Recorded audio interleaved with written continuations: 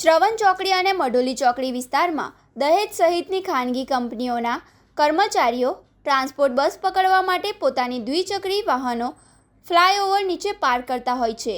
આ વાહનો જાહેર માર્ગની બાજુમાં અવ્યવસ્થિત રીતે ઊભા રહેવાથી ટ્રાફિકમાં અવરોધ સર્જાતો હતો, જેના કારણે વ્યસ્ત સમયે વાહન વ્યવહાર પ્રભાવિત થવા ઉપરાંત અકસ્માતનો ભય પણ રહેતો હતો.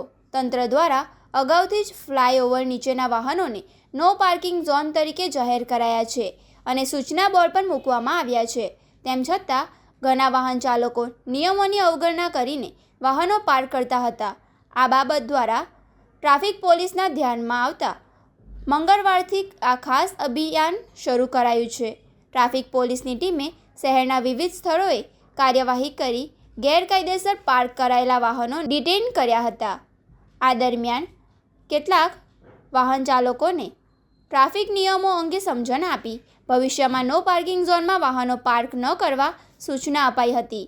પોલીસના જણાવ્યા અનુસાર શહેરમાં ટ્રાફિક વ્યવસ્થા સુદૃઢ બનાવવાના અને જાહેર માર્ગોને અવરોધમુક્ત રાખવા તેમજ અકસ્માતો અટકાવવા આ અભિયાન શરૂ કરાયું છે.